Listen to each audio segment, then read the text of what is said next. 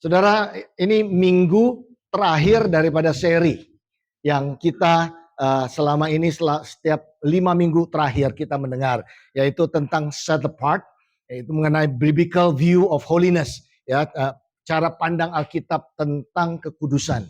Ya, kita review sebentar, ya, minggu pertama bicara mengenai God is holy.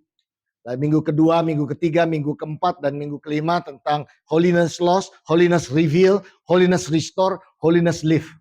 Dan pagi hari ini, yang terakhir adalah holiness completed. Ya, kekudusan yang sudah komplit. Nah, Wahyu 21, ayat 1 sampai kedua, dan saya akan bacakan di sini. Mungkin saya bacakan ayat 1 dan 2 dan slide yang berikutnya saudara yang membacanya, ya, kita sama-sama. Lalu aku melihat langit yang baru dan bumi yang baru, sebab langit yang pertama dan bumi yang pertama telah berlalu, dan laut pun tidak ada lagi. Aku juga melihat kota yang kudus, Yerusalem yang baru, turun dari surga, dari Allah, yang berhias bagaikan pengantin perempuan yang berdandan untuk suaminya. Silakan, saudara.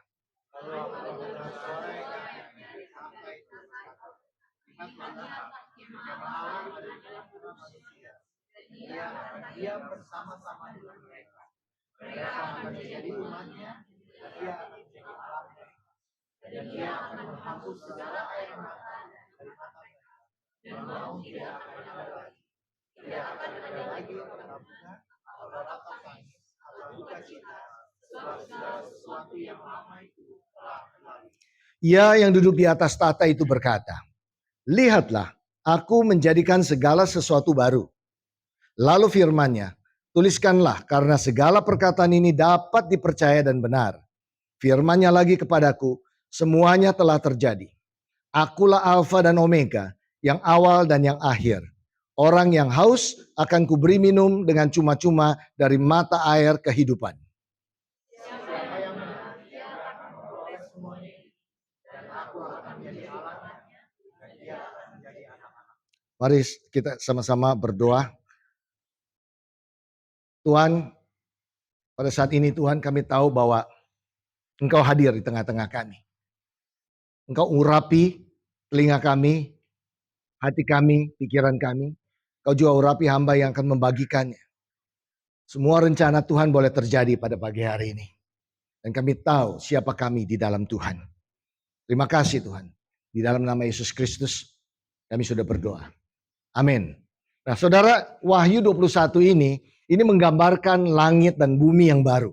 Yang umat Tuhan akan diami di zaman yang akan datang. Jadi selalu ada pengharapan di dalam Tuhan Yesus Kristus. Amin. Nah, sebagian besar daripada kitab Wahyu ini memperlihatkan apa yang terjadi pada akhir zaman. Yaitu kemenangan progresif Allah atas dosa dan juga kekuatan iblis. Penulisnya adalah Rasul Yohanes. Dia adalah rasul terakhir yang masih hidup. Nah, kita tahu bagaimana kehidupannya Yohanes waktu dia dipanggil oleh Yesus Kristus. Dia masih muda, masih belasan tahun usianya. Dan dikatakan dia yang paling dekat sama Yesus. Nah, dalam perjalanan hidupnya banyak pengalaman-pengalaman yang dia alami bersama dengan Yesus Kristus. Dan dia yang terakhir meninggal setelah rasul-rasul yang lainnya sudah meninggal terlebih dahulu. Nah, kitab ini ditulis secara eksplisit kepada 7 gereja di Asia kecil pada saat itu, ya, pada zaman Romawi atau kekaisaran Romawi di abad pertama. Ini memperlihatkan hasil daripada penyempurnaan penebusan Tuhan setelah Yesus datang kembali untuk kedua kalinya ke bumi dan penghakiman terakhir telah terjadi. Janji Tuhan sudah dikenapi, Tuhan telah menang atas dosa, Tuhan telah menang atas kejahatan, dan Tuhan telah menang atas kematian. Allah akan tinggal bersama umatnya secara terbuka di dunia yang baru ini yang bercirikan kekudusan dan kebaikannya.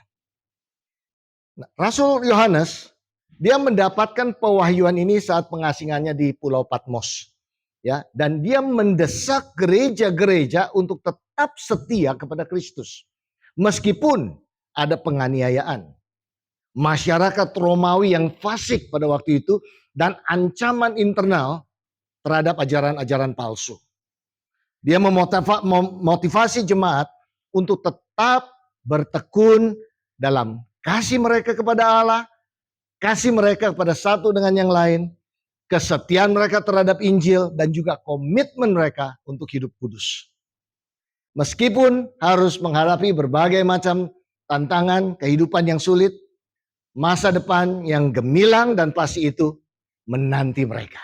Nah, ini firman kepada kita juga, ya, bahwa setiap daripada saudara kita punya pengharapan, dan pengharapan di dalam Yesus Kristus tidak mengecewakan. Ini salah satunya. Kalau kita membuat kue, ya saya tahu di sini ada beberapa yang pandai membuat kue, itu yang paling susah seolah lo bikin kuenya itu kan, bentuknya segala macam. Yang terakhirnya itu yang memperindah kue itu bagus dilihat atau enggak adalah icingnya. Ya, waktu kita toppingnya itu loh. Nah, itu tuh daya tariknya itu membuat kita itu tertarik terhadap kue itu. Sama seperti ini, kehidupan kekal itu seperti ini. Jadi kita mengalami kehidupan yang kekal, tapi nanti di surga itu kita akan menikmatinya bersama-sama dengan Tuhan. Ya, nggak ada amin di sini, nggak ada sukacita di sini, amin. Don't be so serious, oke? Okay? Kasih katakan pada ke kanan ke kiri saudara, ada harapan bagi engkau. Haleluya. Nah, ini bagi siapa di sini yang suka bola? Cuman 1, 2, yang lain nih gimana ini, ya? Ya belajar terus kali ya. Nah, ini saya dapatkan statistik ini minggu lalu. Ya. Di mana tadinya ya salah satu yaitu Liverpool itu dia nomor 1. Tapi kalah minggu lalu, saudara.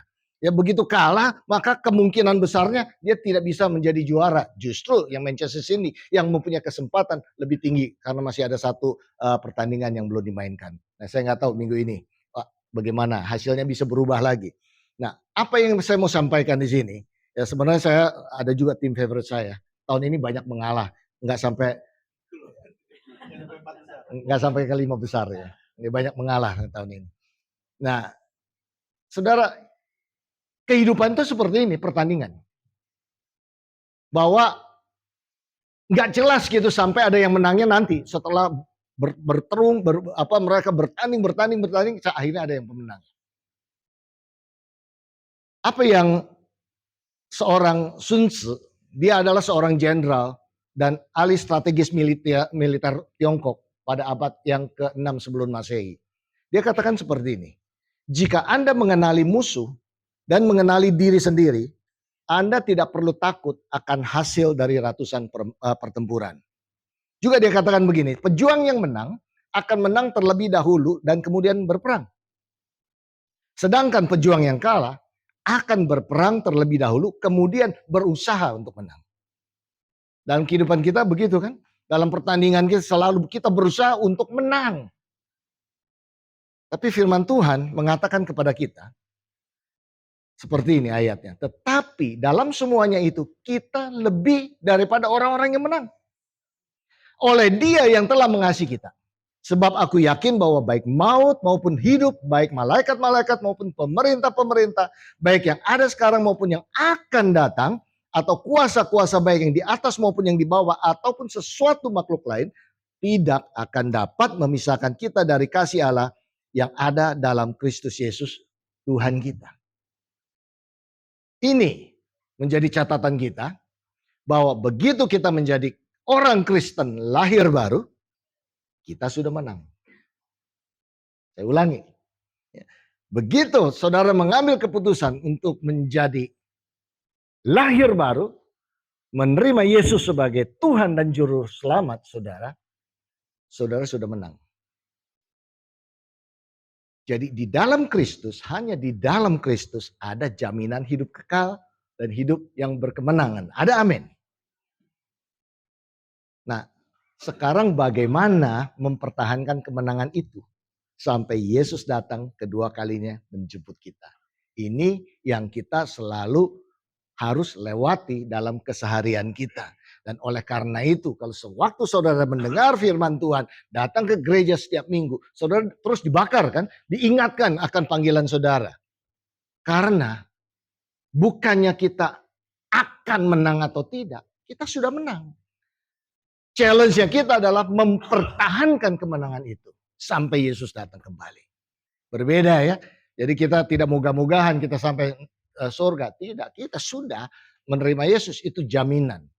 Saya ingat bagaimana sewaktu saya baru mendengar firman Tuhan pertama kali.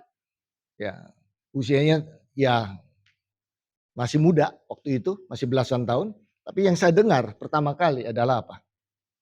Jaminan. Itu, guaranteed.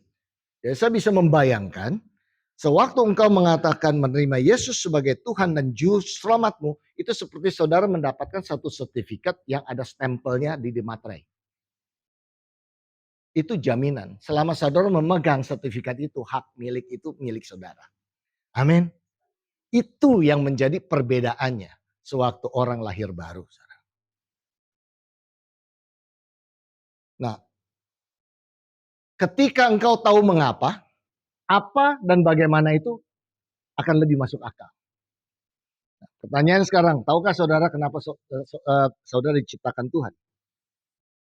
Mengapa manusia diciptakan di bumi? Why human is created on earth? 3 hal, saudara. Untuk mengenal Tuhan, untuk menyerupai gambarnya, untuk ikut serta dalam pekerjaan kerajaannya.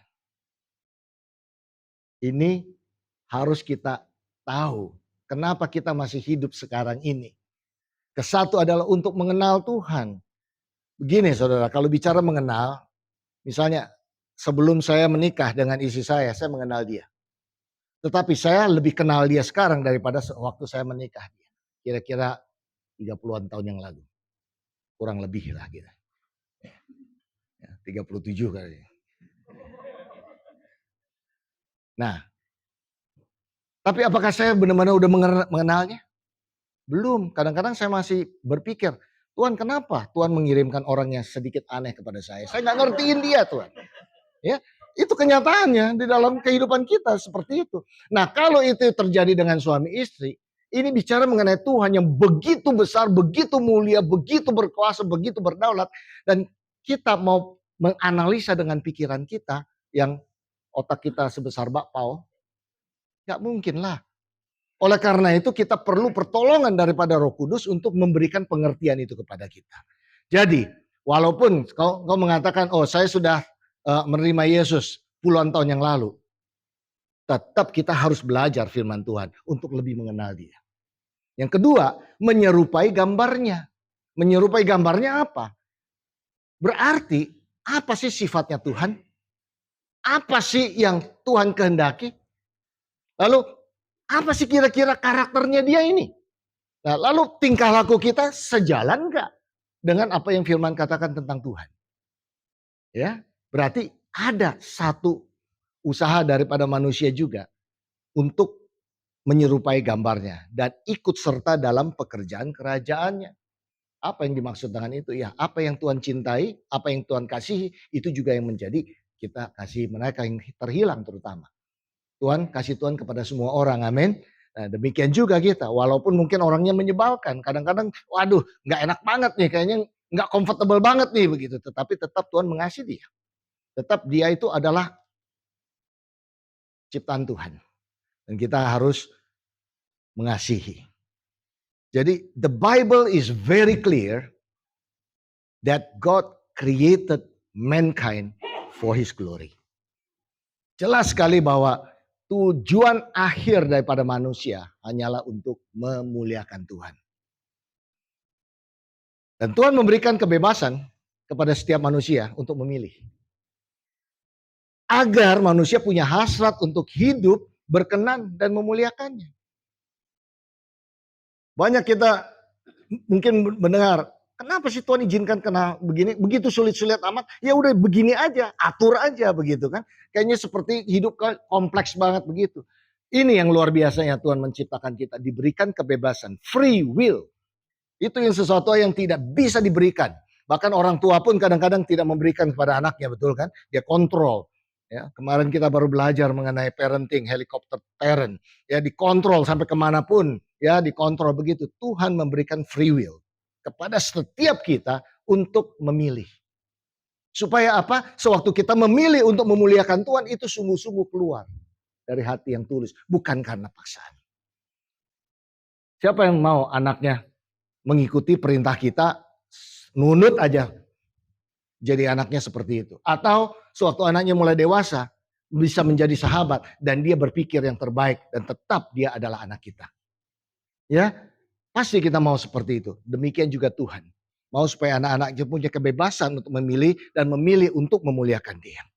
Jadi kalau kita tahu apa yang harus kita lakukan sebagai umat Tuhan, maka pencobaan dan tantangan hidup tidak akan membuat kita letih dan sulit untuk hidup kudus. Harapan akan surga dan ciptaan baru itu mendorong kita untuk bertahan dan juga terus berjalan maju. Memberitakan Injil keselamatan kepada semua orang. Ya, memang betul, saudara mungkin 1-2 yang di sini dipanggil sebagai penginjil, pemberita Injil. Tetapi semua orang percaya harus mempunyai gaya hidup yang menginjili. Ada amin. Paulus mengerti prinsip ini. Rasul Paulus mengatakan di Roma 10 ayat 18 begini. Sebab aku yakin bahwa penderitaan zaman sekarang ini tidak dapat dibandingkan dengan kemuliaan yang akan dinyatakan kepada kita. Sebab dengan sangat rindu seluruh makhluk menantikan saat anak-anak Allah dinyatakan. Karena seluruh makhluk telah ditaklukkan kepada kesia-siaan bukan oleh kehendaknya sendiri, tetapi oleh kehendak Dia yang telah menaklukkannya, tetapi dalam pengharapan karena makhluk itu sendiri juga akan dimerdekakan dari perbudakan, kebinasaan dan masuk ke dalam kemerdekaan kemuliaan anak-anak Allah. Sebab kita tahu bahwa sampai sekarang segala makhluk sama-sama mengeluh dan sama-sama merasa sakit bersalin. Dan bukan hanya mereka saja, tetapi kita yang telah menerima karunia sulung roh, kita juga mengeluh dalam hati kita sambil menantikan pengangkatan sebagai anak, yaitu pembebasan daripada tubuh kita. Jadi saudara, kalau bicara mengenai masalah dalam hidup ini, sama saudara orang Kristen atau bukan orang Kristen, sama aja menghadapi masalah hidup. Amin. Tetapi sebagai orang percaya, saudara punya pengharapan. Pengharapan yang lebih daripada orang yang tidak di dalam Kristus. Seperti Paulus tadi sudah tegaskan. Jadi ada 3 poin nih saudara. Nah ini tadi baru introduksinya saudara ya. Sekarang kita baru masuk dalam teks yang sebenarnya yang untuk minggu ini. Ada 3 poin. Jaminan pengharapan bersama Yesus. Ya, kalau kita katakan memang holiness complete, tetapi saya mau katakan kepada kita dan hari ini bisa juga judulnya kita pakaikan jaminan pengharapan berjalan bersama Yesus. Apa itu? Yang pertama, Tuhan akan memberkati umatnya dengan ciptaan baru. Langit dan bumi yang baru. Itu pertama. Ya, karena Alkitab dimulai dan diakhiri dengan penciptaan. Lihat dari Kejadian 1 kan. Sebelum manusia itu diciptakan di hari yang ke-6, Allah menciptakan segala sesuatunya. Dan saudara, kalau kita membaca ini, kadang-kadang kita baca secara sepintas gitu. Tapi sekali-sekali saudara duduk tenang, baca ayat demi ayat. Dan merenungkan pada waktu penciptaan itu saudara ada di sampingnya Tuhan. Kira-kira apa yang saudara rasakan? Nah ini sesuatu yang menarik saudara. Jadi dikatakan bahwa sewaktu Tuhan menciptakan dari satu hari pertama, hari kedua, hari ketiga, hari keempat, hari kelima. Setiap kali dia menciptakan itu, dia katakan apa? That's good. Baik adanya. Jadi saya bisa membayangkan misalnya seorang pelukis yang pelukis yang sangat detail, itu menjadi pelukis yang terkenal. Ya, bisa dalam pelukisan itu bisa bertahun-tahun kan? Ya dia melukisnya itu karena kalau memang tidak dapatkan impresinya itu dia tidak akan melukis. Begitu Tuhan waktu menciptakan segala sesuatunya itu is very very detail. Sangat detail. Bahkan kalau saudara nanti misalnya pergi berenang begitu ya, di pantai begitu. Sekali-sekali saudara diam gitu ngelihat di pasir ada apa. Ya, binatang yang paling kecil pun Tuhan ciptakan tuh. Ya, kadang-kadang kita overlook hal-hal yang seperti itu karena sepertinya nggak penting. Makanya saya mau katakan setiap dari saudara itu yang diciptakan menurut gambar Tuhan itu lebih berarti, lebih berharga daripada semua ciptaan yang lainnya. Karena Tuhan menciptakan terlebih dahulu semua ini sampai hari yang ke-6 baru dia ciptakan saudara dan saya. Dan ciptaan manusia Adam dan Hawa itu sempurna banget. Kalau kita lihat sekarang ada yang warnanya kuning, ada yang pendek, ada yang pesek, itu karena distorsi. Distorsi dunia lah ya, karena dosa. Tapi dulu Tuhan menciptakan itu sangat sempurna. Benar-benar sempurna. Karena apa? Dikatakan serupa dengan gambaran Tuhan. Wow, saya nggak bisa membayangkan seberapa sempurna itu manusia waktu diciptakan oleh Tuhan begitu. It is a perfect world. Ya, Tuhan menciptakan. Dan apa yang Tuhan mau kita lakukan, mau tuh Adam dan Hawa lakukan adalah take care aja. Take good care of his creation. Ya, rawat semua ciptaan itu. Semua diberikan kepada Tuhan, dari Tuhan kepada manusia untuk dinikmati. Ya. Jadi dengan tujuan apa? Create the atmosphere of praise and worship untuk kemuliaan Tuhan. Itu pemikiran Tuhan awalnya menciptakan manusia. Tapi apa yang terjadi saudara? Manusia memilih untuk berdosa. Dibujuk oleh iblis. Apa dosanya? Mau seperti Allah. Akibatnya rencana Allah tertunda. Saya katakan di sini tertunda. Ya, tidak gagal. Tertunda, tidak berhenti. Apa yang terjadi yang berikutnya? Yesus kemudian menggenapinya dengan kehidupannya, kematiannya, kebangkitannya, kenaikannya, dan kedatangannya kembali. Iblis terus berusaha, saudara, menggagalkan rencana Allah. Ya, saya membaca satu artikel mengatakan kemungkinan tuh ciptaan manusia itu sebegitu berharga bagi Tuhan, sebenarnya iblis itu nggak suka dari awalnya. Maka dia tidak diikut sertakan, makanya dia menjadi jelas sama Tuhan. Sejak itu dia terus berperang, membatalkan rencana Tuhan. Itu tidak ada dalam firman Tuhan. Ini saya hanya membaca alasan-alasan yang bisa dikatakan make sense gitu. Tetapi apa yang saya mau sampaikan di sini saudara, kita tahu sampai hari ini, iblis terus berusaha untuk menggagalkan rencana Allah. Lihat bagaimana dia rencana membunuh Yesus sewaktu Yesus baru lahir. Setelah itu apa? Dia menggoda Yesus selama 40 sewaktu setelah berpuasa 40 hari, Yesus lapar. Dia datang untuk menggoda, gagal lagi. Dan dia pikir akhirnya dia menang ketika Yesus disalibkan. Dia pikir dia menang. Tapi firman Tuhan berkata di 1 Korintus 2 ayat 7. Tetapi yang kami beritakan ialah hikmat Allah yang tersembunyi dan rahasia. Yang sebelum dunia dijadikan telah disediakan Allah bagi kemuliaan kita. Tidak ada dari penguasa dunia ini yang mengenalnya. Sebab kalau sekiranya mereka mengenalnya, mereka tidak menyalibkan Tuhan yang mulia. Berarti apa? Rencana Tuhan tetap terjadi. Bahkan iblis pun dia pikir dia menang. Anaknya sendiri mati di kayu salib. Sudah tidak ada masa depan. Justru Allah Bapa membalikan itu menjadi satu kemenangan forever and ever untuk setiap daripada manusia. Karena kematian Yesus mempermudah semua orang bisa datang kepadanya untuk diselamatkan dan menerima keselamatan yang kekal. Sebelumnya Yesus susah sekali untuk kita berhubungan dengan Allah, jauh jaraknya. Ya, karena Allah begitu kudus dan Tuhan harus memakai satu imam atau nabi yang selalu menjadi wakil daripada rakyatnya untuk berseru perantara kepada Tuhan. Tapi sekarang di dalam Yesus Kristus, Yesuslah perantara kita. Jadi setiap orang yang berseru di dalam nama Yesus, Allah Bapa mendengar doa-doa kita. Amin. Tuhan akan memberkati umatnya dengan ciptaan baru dan Tuhan akan memberkati umatnya dengan kota yang baru. Nah di Kejadian 1 ayat 28, perintah Allah kepada Adam dan Hawa itu jelas. Dikatakan apa?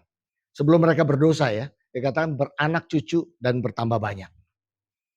Nah, apa yang terjadi? Karena dosa Adam dan Hawa, dengan bertambahnya populasi yang menciptakan kota-kota, dosa juga semakin banyak.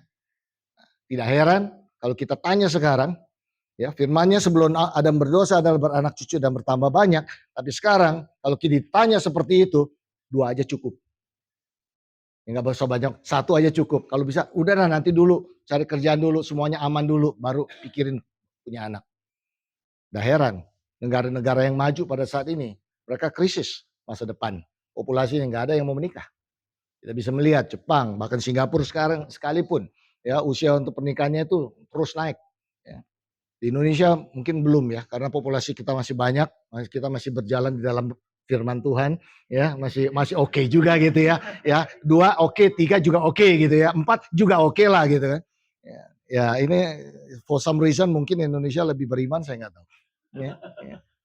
Tapi kita bisa belajar di sini, ya memang tantangan ini ada sekarang. Bukan berarti saudara mau beranak sebanyak-banyaknya. Saya tahu enggak begitu juga gitu ya, karena kita hidup dalam dunia yang berdosa. Nah, namun apa yang terjadi saudara pada waktu begitu populasi banyak, kota-kota terbentuk dan juga dosanya tambah jahat begitu ya. Tapi berbeda dengan kota-kota fasiknya, Allah menetapkan Yerusalem sebagai tempat tinggalnya di bumi. Ada yang bertanya kenapa ya di Yerusalem ya enggak Jakarta begitu. Nanti kita tanya sama Tuhan. Kenapa ada pilihannya di Yerusalem gitu ya. Nah, apa yang terjadi kita bisa membacanya di dalam firman Tuhan, bait Allah dibangun di Yerusalem dan Allah memanifestasikan dirinya kepada umatnya. Ya, sewaktu mereka datang di kemah atau di dalam bait Allah, Tuhan hadir di situ. Nabi Yesaya membayangkan suatu ketika umat Tuhan akan berdatangan ke Yerusalem untuk menyembah Tuhan dan belajar dari firman-Nya. Kalau bisa baca sendiri di Yesaya 2 ayat 2 sampai 4. Ya. Apa yang terjadi dengan Yerusalem? Yerusalem dihakimi dan diruntuhkan oleh Babylon dan kemudian oleh Roma. Yerusalem di bumi tidak pernah menjadi apa yang Tuhan inginkan. Testing. Habis. Yerusalem di bumi tidak pernah menjadi apa yang Tuhan inginkan. Nah, sekarang secara spiritual, aplikasinya bagaimana? Saudara dan saya adalah bait Allah. Amin. Bait Allah adalah kumpulan orang-orang percaya kepada Kristus, tempat kediaman Allah, Roh Allah tinggal bersama kita. Tapi nggak berhenti sampai di situ, saudara. Akhirnya Tuhan Yesus juga sudah menyiapkan bagi umatnya tempat di surga. Our permanent residence. Jadi kita hidup di bumi ini hanya sementara. Permanennya alamat kita itu di surga. Yohanes 14 ayat 2 berkata, di rumah Bapakku, ini Yesus yang katakan ya, di rumah Bapakku banyak tempat tinggal. Jika tidak demikian, tentu aku mengatakannya kepadamu.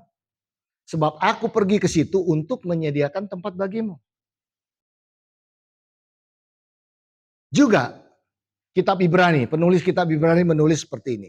Sebab di sini kita tidak mempunyai tempat tinggal yang tetap. Kita mencari kota yang akan datang. Ibrani 13 ayat 14. Apa yang kita bisa alami di kota yang baru ini? Tidak ada kejahatan, tidak ada dosa. Hanya mereka yang namanya tercatat dalam kitab kehidupan anak domba itu yang diperbolehkan masuk. Sekali lagi saya katakan, bukan sewaktu nanti kita masuk surga itu tanya kamu udah berbuat apa? Perbuatan baik berapa banyak yang kamu sudah lakukan selama kamu masih hidup? Yang pertama yang dicek adalah ada stempelnya enggak? Stempel darah Yesus Kristus. Stempelnya itu sah. Ya, sekarang sudah canggih kan? Kalau saudara ke airport sekarang udah nggak usah tunggu-tunggu orang ngantri di situ ceplok. Saudara scan aja. Paspor saudara scan. Ya, ada apa namanya ya? E-pass atau apa itu ya kan? Api e-gate kayak begitu. Ya, itu bisa membayangkan kalau saudara tidak mempunyai paspor ya. Itu yang sah atau NIK. Kerajaan surga ya seperti itu juga. Kalau tidak ada stempelnya darah Yesus Kristus di dalam hidup saudara, kita tidak berhak masuk. Poin kedua, Tuhan berdiam bersama umatnya di kota Yerusalem yang baru. Nah ini janji yang sangat luar biasa saudara. Bayangkan Tuhan mau tinggal bersama mantan pendosa. Setiap orang akan mengalami kepenuhan kasih karunia-Nya sebagaimana mempelai pria mengasihi mempelai wanita yang baru dinikahinya. Itu akan terjadi seperti itu. Atmosfer yang seperti itu. Kepenuhan dengan kasih Allah yang begitu peduli dan begitu sayang kepada umatnya. Itu akan terjadi. Dan Tuhan akan menghapuskan segala kesedihan, kesusahan yang umat Tuhan alami di bumi. Itu akan lewat semuanya. Dosa dan kesengsaraan akan terlupakan selamanya. Tuhan akan menghapus segala air mata dan menghibur kita. Tidak ada lagi orang atau apapun yang menimbulkan kesedihan di zaman yang akan datang. Tidak ada lagi gejolakan-gejolakan di antara bangsa-bangsa. Kerajaan tidak lagi melawan kerajaan. Kerajaan tidak akan bangkit lagi melawan kerajaan. Tidak ada lagi keserakahan, ketamakan, iri hati, kesombongan, dendam, amarah, kebencian, dan prasangka buruk dari hati kita. Tuhan hapuskan semua itu.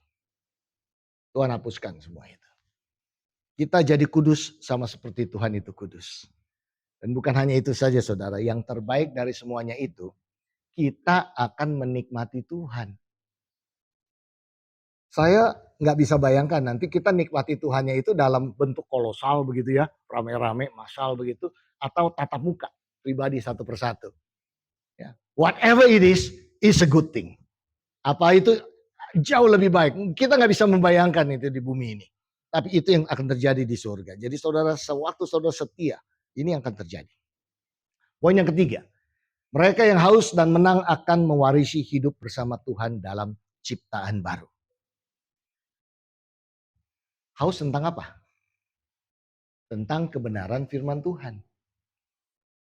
Yohanes 4 ayat 14 dikatakan begini, barang siapa minum air yang akan kuberikan kepadanya, ia tidak akan haus lagi selama-lamanya. Itu Yesus katakan. Sebaliknya air yang akan kuberikan kepadanya akan menjadi mata air di dalam dirinya yang terus-menerus memancar sampai kepada hidup yang kekal. Jadi kita didorong dan dihimbau dan bahkan diperintahkan untuk kita tetap mempunyai kehausan akan kebenaran firman Tuhan. Dan bukan hanya haus tapi juga melakukannya. Karena dikatakan dari kehidupan kita menjadi terang. Memberkati kemanapun Tuhan mengutus kita. Kebenaran firman harus diberitakan selama Tuhan izinkan kita hidup di dunia ini. Nah yang kedua, menang, dikatakan menang. Menang terhadap apa? Mari kita lihat di Wahyu 21 ayat 8. Menang terhadap apa? Tetapi orang-orang penakut, orang-orang yang tidak percaya, orang-orang keji, orang-orang pembunuh, sundal, tukang-tukang sihir, penyembah-penyembah berhala dan semua pendusta, mereka akan mendapat bagian mereka di dalam lautan yang menyala-nyala oleh api dan belerang. Inilah kematian yang kedua. Jadi menang terhadap apa? Ketakutan, ketidakpercayaan, menang terhadap kekejian, pembunuhan, kesundalan, menang terhadap sihir dan penyembahan berhala dan pendustaan. Intinya apa? Menang terhadap dirinya. Menang terhadap dirinya. Yang mengalahkan sifat dosa dalam dirinya. Lihat bagaimana kembali lagi saya sudah katakan kenapa manusia diciptakan oleh Tuhan. Tujuannya sudah jelas. Tapi dosa masuk mempengaruhi pikiran kita, hidup kita. Jadi kalau kita sudah di dalam Tuhan Yesus Kristus yang sudah ada darah Yesus Kristus yang membungkus kita. Dan Tuhan masih izinkan kita hidup di bumi ini. Kita harus menang terhadap diri kita. Bukan dengan kekuatan kita. Tetapi dengan kekuatan Allah kita bisa mengatasi sifat-sifat dosa kita. Amin. Darah Yesus adalah materai keselamatan dan kekudusan. Bukan usaha manusia. Mempertahankan keselamatan kekudusan adalah pilihan. Perlu usaha dan pertolongan dari Allah. Itu dikatakan tadi ya, sudah disebutkan bahwa hanya yang namanya tercatat di dalam kitab kehidupan anak domba. Terakhir, sebab semua yang lahir dari Allah mengalahkan dunia. Dan inilah kemenangan yang mengalahkan dunia, iman kita. Siapakah yang mengalahkan dunia? Selain daripada dia yang percaya bahwa Yesus adalah anak Allah. Saya undang untuk tim musik naik depan. Saudara, dikatakan apa di sini? Siapa yang mengalahkan dunia? Apa yang mengalahkan dunia? Iman kita. Jadi setiap kita itu punya tanggung jawab. Setiap saudara punya tanggung jawab. Untuk meresponi apa yang Tuhan sudah perintahkan. Kita menjadi overcomer ketika kita bertekun dan mempercayai dan mentaati Tuhan. Dan itu tidak tergantung kepada usia, jenis kelamin, suku, kekayaan, pendidikan, kekuatan, atau kecerdasan seseorang. Iman kita kepada Yesus Kristuslah yang mengalahkan dunia dan mewarisi semua yang Tuhan persiapkan di zaman yang baru nanti. Dan kita akan penuh dengan kebanggaan, saudara. Ya, there's always a happy ending. Mengetahui Bapa Surgawi, bukan saja Dia pencipta yang agung, bukan saja Dia kudus, bukan saja Bapa kita adalah berkuasa, berdaulat, dan penguasa semua yang ada, tapi tanpa diragukan lagi, Dia juga adalah Bapa yang selalu baik dan mengasihi anak-anaknya. Kalau saudara mengalami kasih Tuhan pada saat ini, itu saudara sedang mencicipi sedikit daripada surga. Nanti di surga akan lebih luar biasa lagi. Tapi kalau saudara mengalami seperti kok ada struggle, kayaknya kok hidupnya masalah terus, bolak-balik masalah terus. Saudara, itu kenyataan memang begitu. Sebelum saudara menerima Tuhan Yesus, seperti masalah yang nggak ada kan? Begitu saudara menerima Yesus Kristus, kok masalahnya bertubi-tubi datang? Ya, bisa jadi sebelumnya saudara adalah sahabat masalah. Atau mungkin saudara yang menjadi masalahnya. Makanya nggak berasa. Nah sekarang sudah lahir baru, sudah hidup benar, baru muncul tuh. Iya ternyata sebanyak masalah-masalah. Tapi it's okay saudara. Lebih baik kita sadar daripada tidak sadar. Kita sadar bahwa kita orang berdosa, makanya kita perlu pertolongan dari Tuhan Yesus. Amin. Dan Tuhan sudah menjanjikan bisa karena kita diciptakan lebih daripada pemenang. Jadi jemaat, pagi hari ini apapun kondisi saudara. Apakah saudara belum mengenal Tuhan Yesus Kristus? Mudah saudara. As simple as ABC. Seperti 1, 2, 3, semudah. Firman Tuhan mengatakan apa? Mau menerima Yesus sebagai Tuhan dan Juru Selamatmu? Dengan hati orang percaya, dengan mulut dia mengaku Yesus Kristus adalah Tuhan, dia diselamatkan. Tidak perlu bikin ritual-ritual. Ini satu hal kenapa saya bertobat, saudara. Karena itu simple. Simple. Hanya dengan iman. Dengan iman kita melangkah. Tuhan, aku orang berdosa. Tuhan masuk dalam hatiku. Jadikan aku anakmu ya Tuhan. Dalam nama Yesus itu terjadi. Hari itu, detik itu juga saya menjadi anak Tuhan. As simple as that.